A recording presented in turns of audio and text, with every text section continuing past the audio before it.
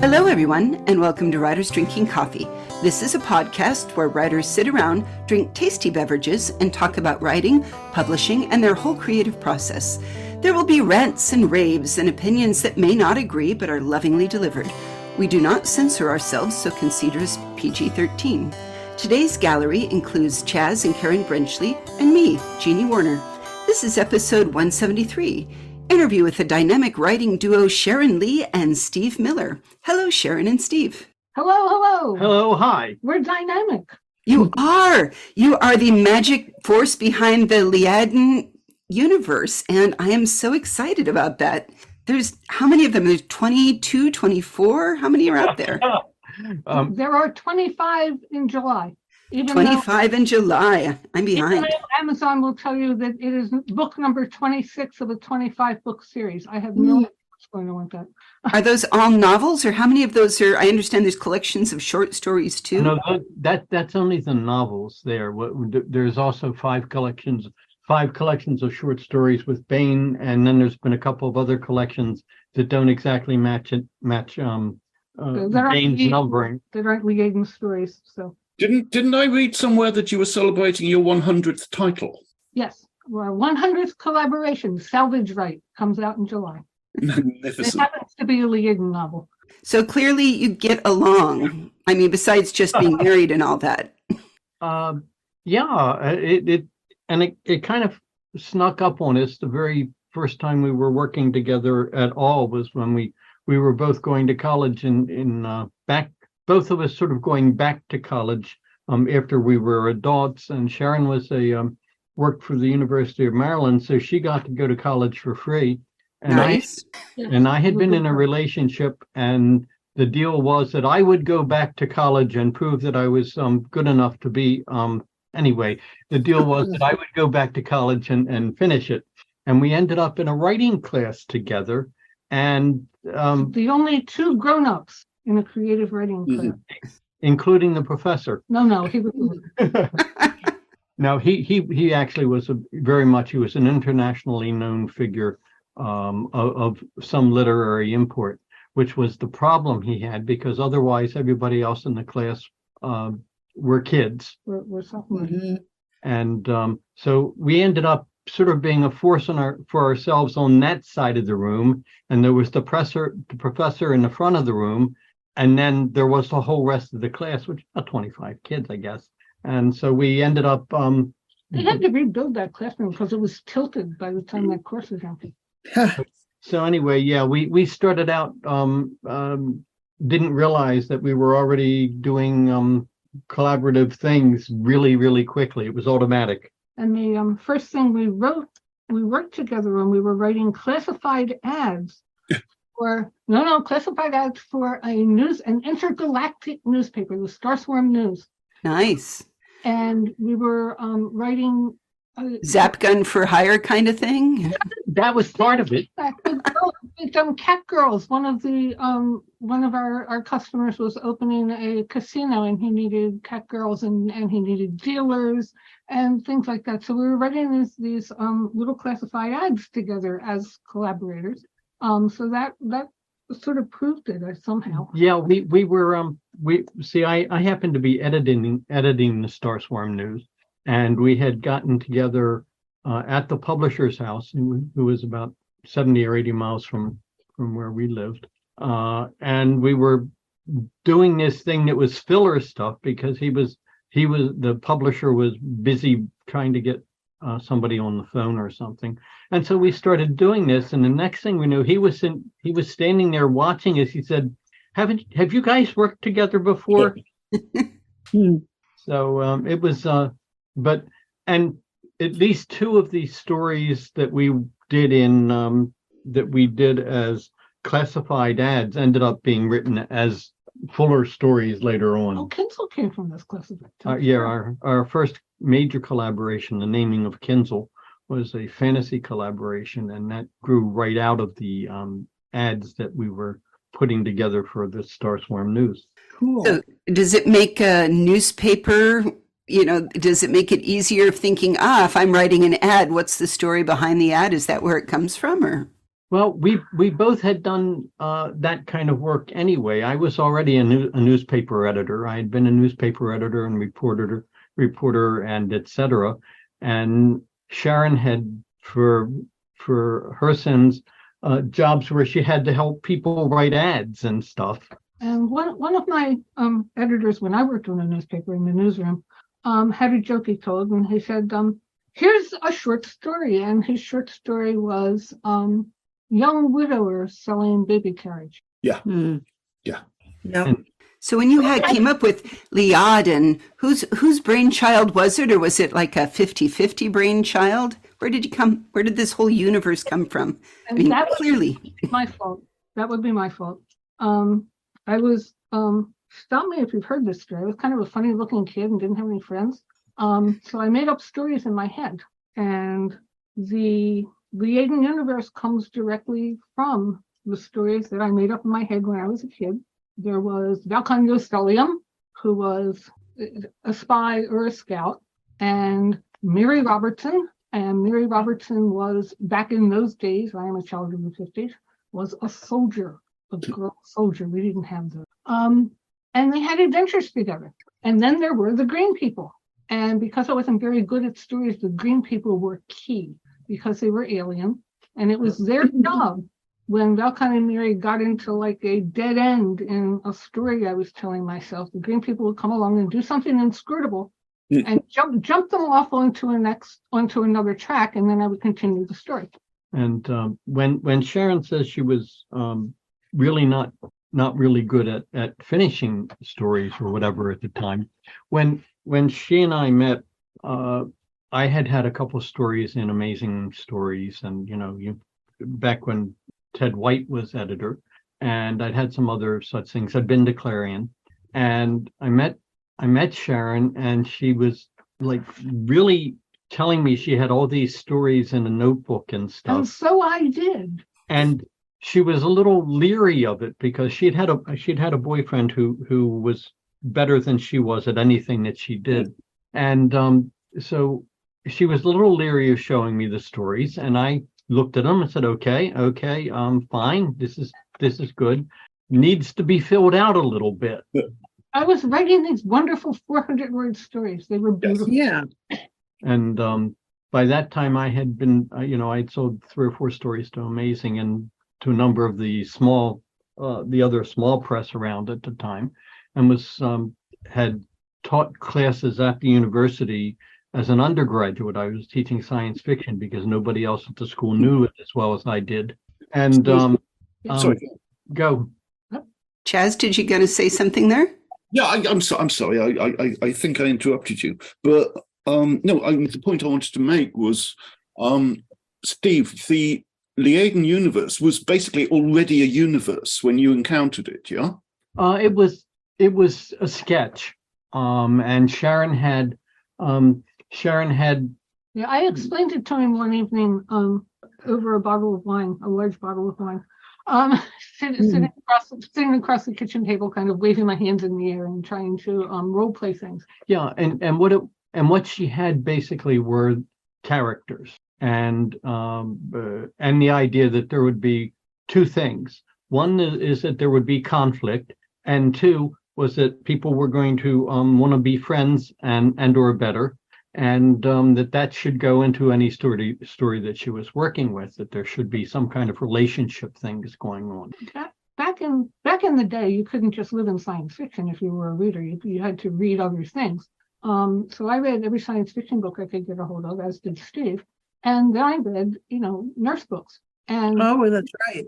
basically what I wanted to do was to have a story that was the good parts of the science fiction stories and the nurse books. I don't know. I got a very Jane Austen feel. Oh, well, that's the Regency. Yeah, That's the Regency. Georgette Hare. When we got together, we both had extremely varied reading experience and writing experience too, but reading experience. And so I was trying to explain to her that I had been to the Hare Tea at one of the World Cons. And I said, what on earth is a Hare Tea? What's a Hare Tea? Yes. It's it sounded strange to her, and I explained about Georgette Hare, and she said, "No, I've never heard of this person." So I swapped him. He swapped me Georgette Hare, and I swapped him Dorothy Sayers. Oh, that's fair. I love Dorothy Sayers. And the Peter, yeah.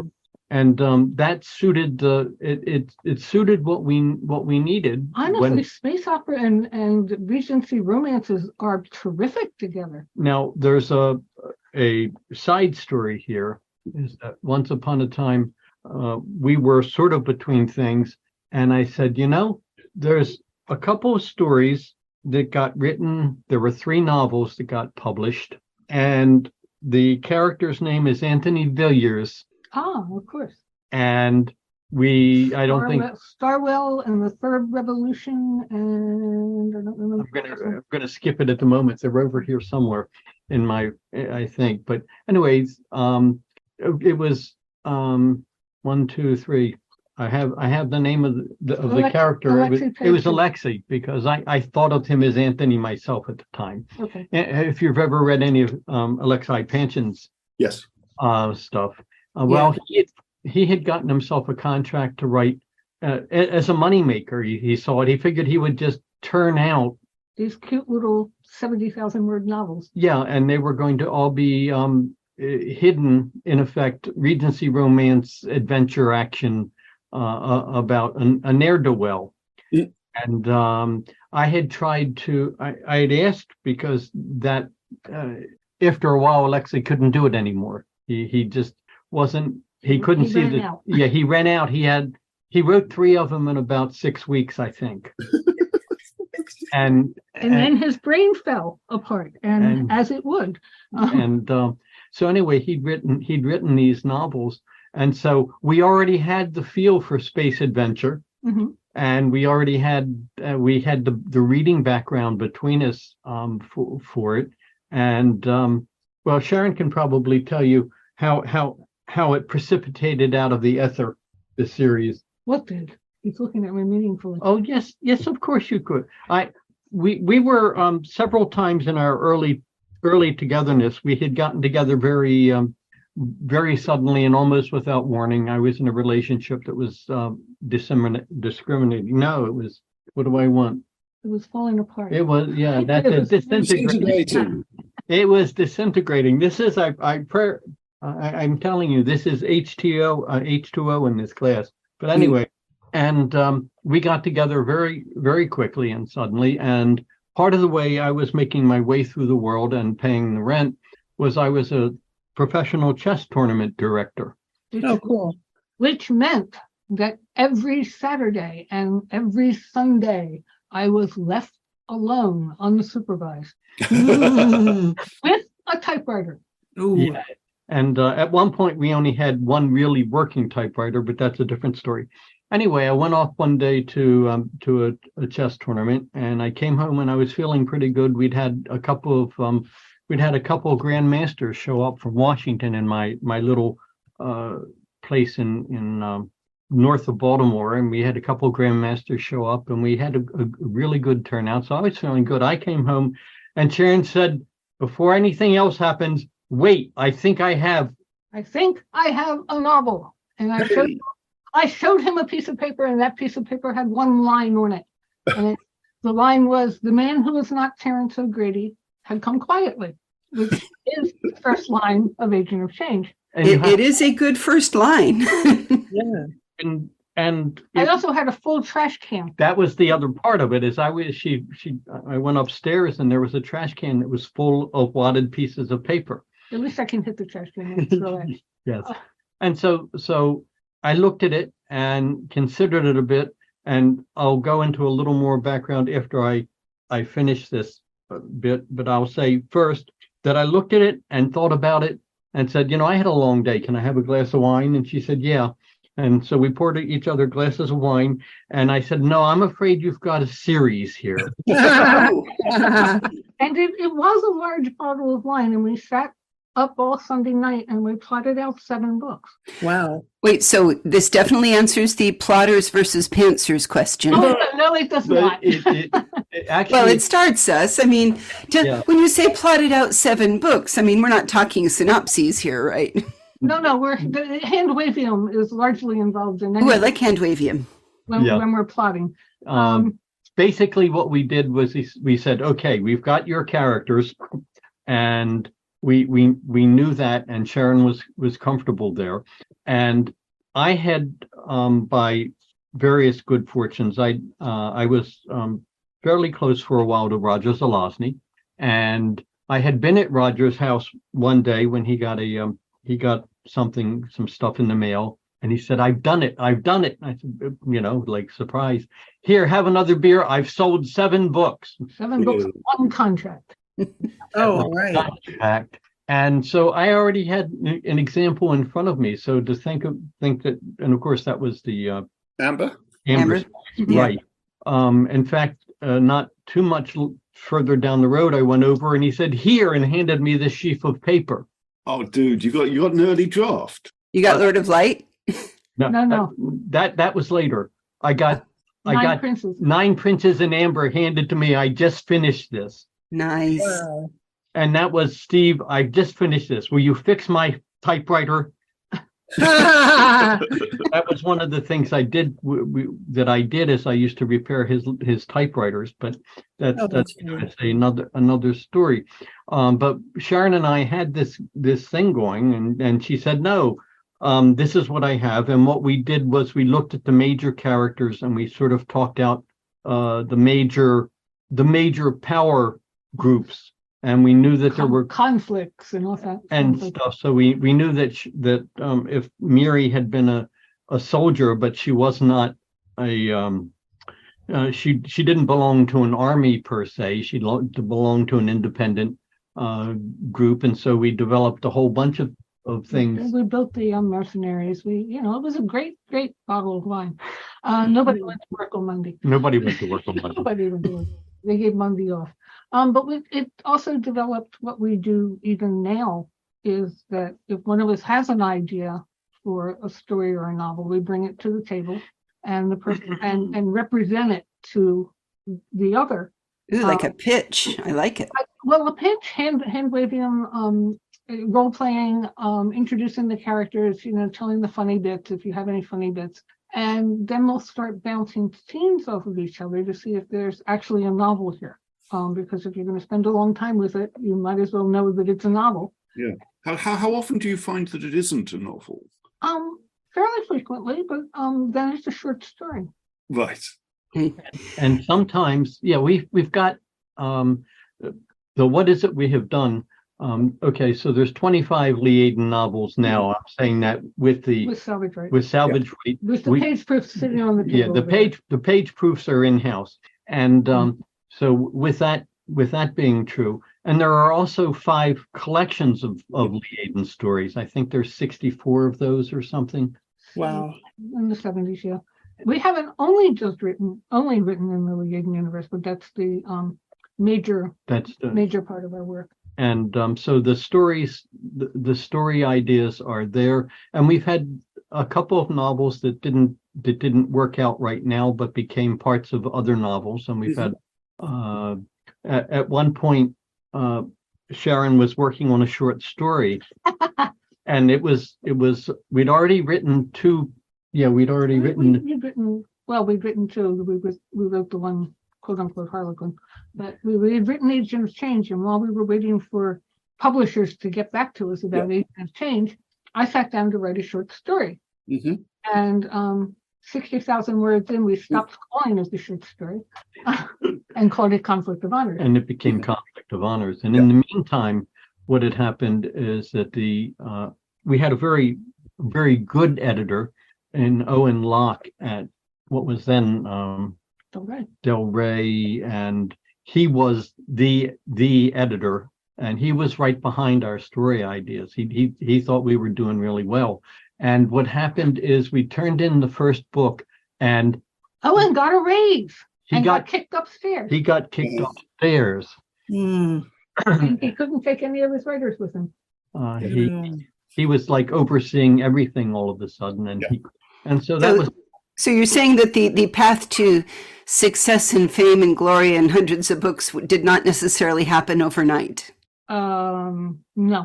No, we sold We sold 3 books. we sold 3 books quite easily. Yes, and Del Rey then cut us loose. They did this to a lot of writers back in the day. And we waited around. Now, if you talk to Steve, it was 7 years. If you talk to me, it's 10 years because Steve is an optimist and I'm a pessimist, waiting for the rights to revert. But we didn't stop writing while we were waiting for that to happen. We stopped selling, which is a different thing. Right. Because nobody wanted a quote unquote broken series. Oh, So when Steve Pagel at Misha Merlin called poor man, he only wanted to, he was calling us to get permission to reprint the first 3 books in trade paper. That's the only thing he wanted. And we said, but we have 7 books. And he said, wait a minute, you have 7. Well, we've got that. And then we've got the 4 more. Four more, most of which are really they're written. And he was on the phone with us and he said, I'll take them. Wow. oh, cool. Nice. The receiver. And you go, Yeah. excuse me. He said, no, I will take them, but I don't want you to answer me this evening. I want you to think about it.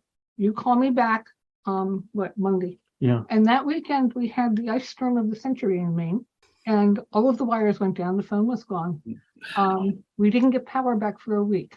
Oh, Wow. And when the electricity came back on, we did not call Steve's mom. We called Steve Pagel. And it's like, I was getting a little worried, and I was getting ready to go on to the next person. We go, whoop. But so yeah, what happened in the whole thing of how did these things grow is that once they started, once the stories got there, we knew we were working in a universe rather than a series, and this was important because it gave us permission to Large cast of characters. It gave us permission to think about what had come before in ways that we didn't have to encumber particular books with. We had known from the initial 7-book write-up on a Sunday night that there were actually at least 2 books previous to that.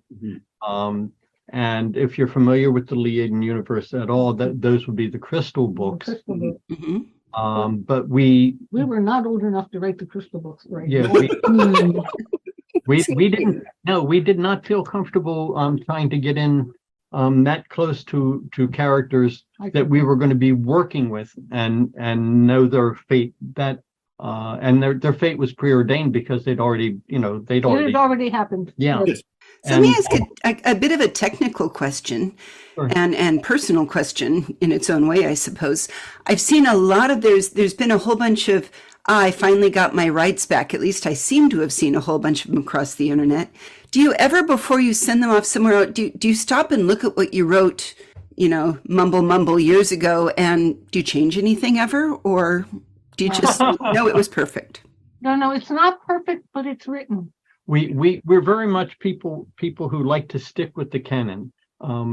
We have occasionally stretched what had happened before, perhaps, but we do not go in and no, it's no sense doing that. You've written it and you've gone on and you're writing other things now. And there's no shame in your history. And I think we were all baby writers. And the other thing of and I'm not trying to say this to be mean, but we do not retcon. We're not writing comics. We're not a new editor taking over who actually that happenstance, the retconning of things put me off of comics so bad. I don't, I hear you. Yeah, me too. Yeah, no, absolutely. So can we talk about the technicalities of writing together? I take it you don't sit in a room and argue it through sentence by sentence. No. So are there books that are more one of you than the other, or? Yes. Remember we were talking about the traffic cop situation where the person who has the idea pitches it. Yeah. Pitches it. That person is the lead writer, or as we call it, the traffic cop. And in case of disagreements in the plot or the characterization, each of us has a vote, and the traffic cop has the tiebreaker. And we have used the tiebreaker 3 times, I think, in our career, and one was mooted by Anne McCaffrey, so that only makes it twice. Yeah, we had one book that I was kind of lead on, and No, No, that was mine. that part was yours. That's That was- right. I did it. I had a book. We were writing Plan B, as a matter of fact, and I was reading it prior to sending it off to Steve Pagel, and said to Steve, read this bit here because I think this scene really slows down the action. He read it and said, well, no, seems okay to me. And I slept on it, got up the next morning, looked at it, said, no, it just drags. It drags. I'm taking it out. So I took it out, compiled the file, sent it to Steve Pagel. In the meantime, there's a letter in my email queue from Anne McCaffrey, and she's saying, what are you doing? And I said, we just turned in Plan B. And she said, send me a copy. So I mailed her a copy. Emailed her a copy. And it was literally the next morning. I had just gone in, started the coffee, gone in, got the email down. There's a letter from Anne. She said, I loved it, but there's a scene missing. And she proceeded to tell me where it was. Yeah. where it wasn't. Or where it wasn't. Yeah. And she said, so I explained to her, I took it out to make weight. And she said, send it to me. So I sent it to her. I went down the hall, got my coffee, came back. There's a letter from me, and it says, put it back. Now, we had just sent this book off to the publisher that morning. So email again. Oops, wrong draft. Hold on, Steve. But see, that was one of the books that went. Sharon went through, did the, let's call it a rough draft, the first draft. And then I went through, and it's the way it works sometimes. I was doing, there were a lot of mercenary action. There was mercenary action, and there was a lot of flying in it. And that's some of the stuff that I do. I don't think in 4 dimensions. So I do those scenes, and I sometimes, not always. Okay. And in this case, I had, and so I had gone through, and the scene that had gotten removed was an exposition scene in the middle of all your beautiful flying. Yes, and it was but it was necessary to cap it, and so that's why we ought to have it. And, So if Sharon is writing the first draft, do you put, Steve, I need a battle here, or do you actually sort of rough it out yourself and leave it to Steve to? Well, this is part of the other part of the system is in order to keep ourselves honest, we put the day's writing at the side of the at the other person's place on the dining room table. Okay. And they read it. So, and so we're current. Pretty much current. We're talking about it and looking at it, and there are times when say, would Sean say that? Does it have to be said? If it has to be said, does Sean have to say it? And Sean has to say it. If something has to be said, Sean's going to say it. But things like that. So, and you have to understand that we have no children. We have the cats. We have our writing, and that's basically, we've been very fortunate that we live in a fantasy world, and we have been doing for many years. But our neighbors even know us. There's a code word we use. We say story stuff, and everything stops because an idea has occurred. This can even happen in the grocery store, and spaghetti sauce aisle, and you're looking for food, and one of us says story stuff, and we stop to argue at a point of action, and the neighbors come by and say Sharon, Steve, and reach and get what they want and wander by. So everyone's used to us by now. And it is. We've gotten so used to it, and we're generally relatively quiet about it. We had one scene where where Sharon intimated that we often pardon me. We role play. Yes. We role play, and in this case, it was over the kitchen table in the old house. Which had very, it was war housing, and it had very thin walls. You could actually hear the guy next door yell at his wife to bring him a sandwich. And you could hear his razor in the morning and stuff like that. Right. And it was that kind of a place, but we were generally fairly quiet.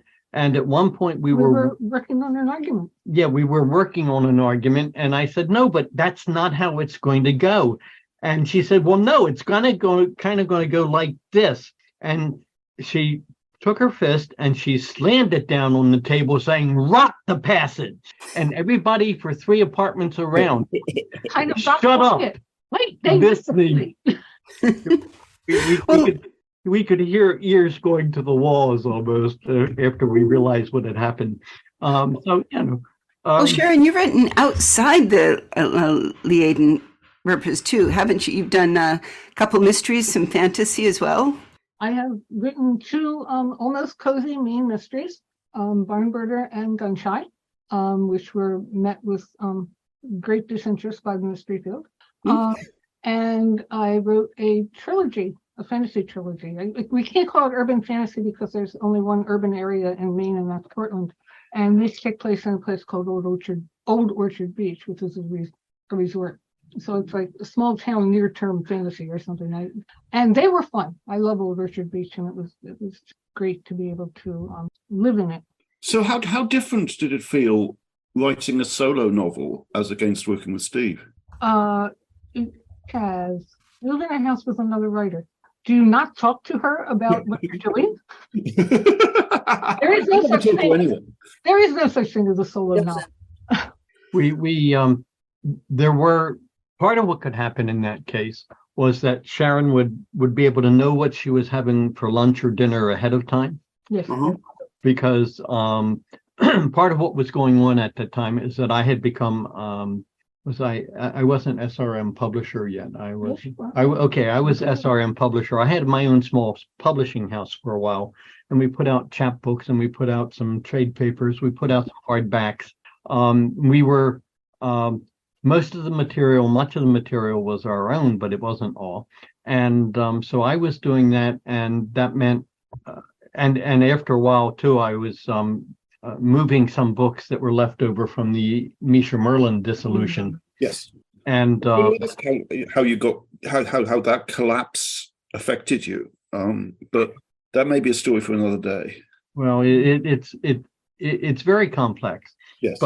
But in essence, I was doing that, but that meant that if I happened to be home from I had an office, I actually had a warehouse in town that I was working out of, and I'd come home and that meant that Sharon could know that she was having whatever I would fix for lunch, and so she didn't have to.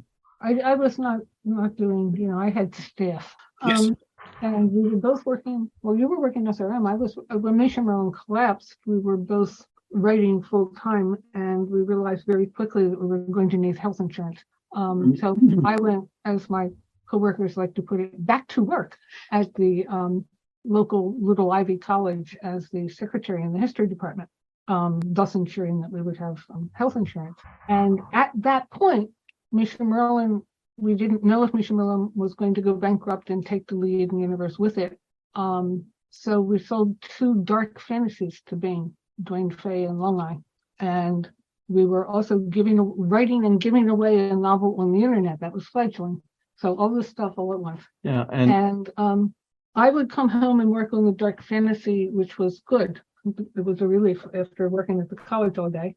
And Steve was writing a chapter a week for fledgling, to be posted on web for free. And in between there, I had a real adventure. We had discovered that from a friend that Misha Merlin was supposed to be emptying its warehouse, and what they were going to do was anything that was left over in the warehouse after a particular time was going to be pulped. And which was good, but Misha Merlin never went bankrupt, so our rights came back to us. Yeah, but the other thing that happened is that they were just closing down, and everything was going to be pulped, and there were lots of books in that place. And I ended up going to leaving Maine by train and going to Atlanta. And as I was on my way to Atlanta on driving coach, I love the internet. I was selling book features on the internet among Liaden fans and other people, anybody who would stop by to look.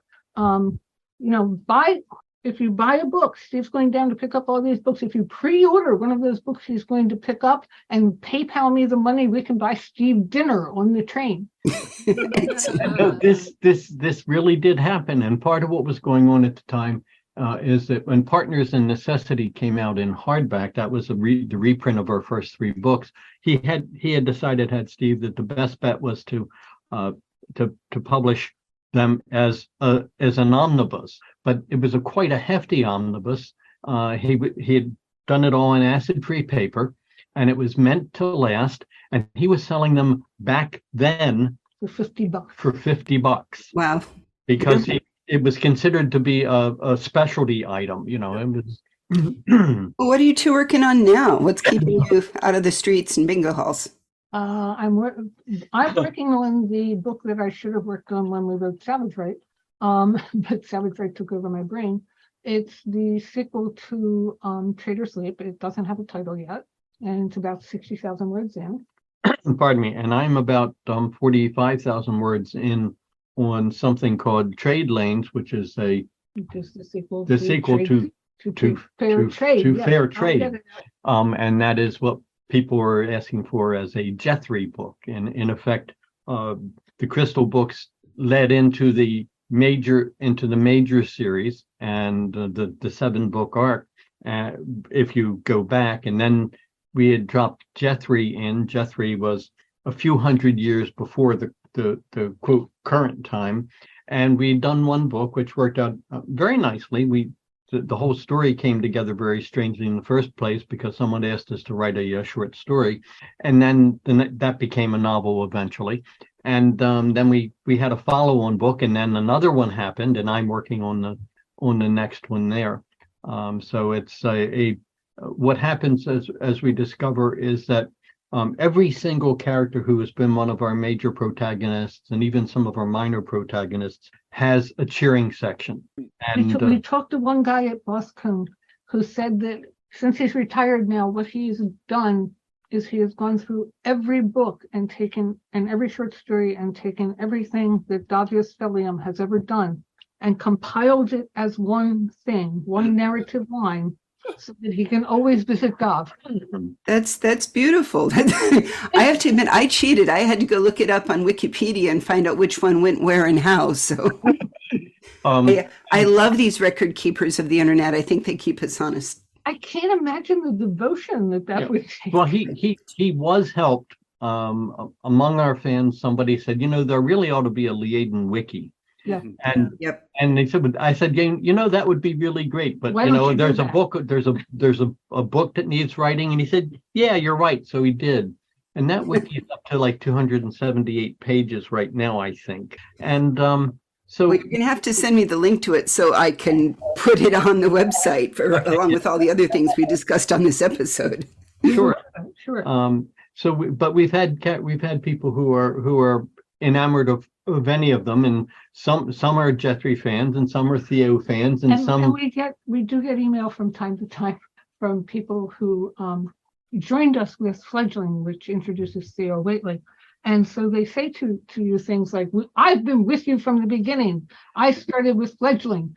And this whole business with Theo's brother Valcon, what is that even about? Who is this guy? And we think, let's cast your mind back to 1988 because they discovered Theo in the late 2000s and whatever. So it is one of the fun things of working in the universe, though, is that we do get to. I mean, we just. I'm going to brag a little bit. Uh-oh. Somebody said to us, I've got an anthology coming up, and I wonder, would you write us a Liaden Universe Western? And of course, we said no. And so we have written a Liaden Universe Western, and it's coming out in something called The Last Train Out of Kepler. I don't remember the number. 483C, I think.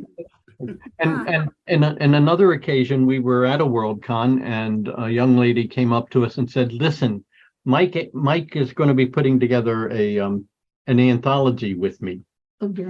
Yes. And I want you to write a story for this anthology. There are all those stories in the anthology are going to be based on my songs.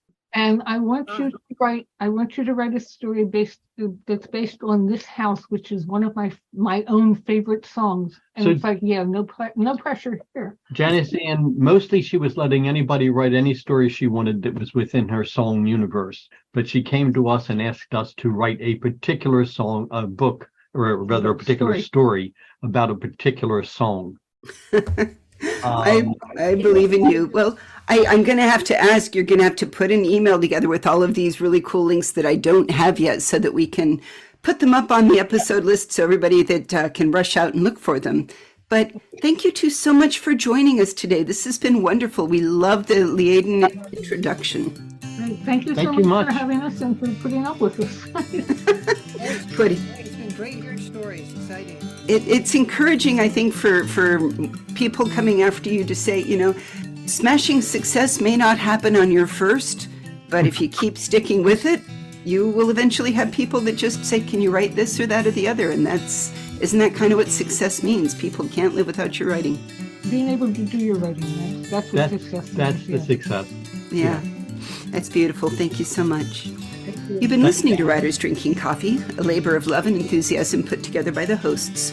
Our main web support magic is brought to you by Deirdre Schween, and our sound engineer and backup web spider is David Welsh.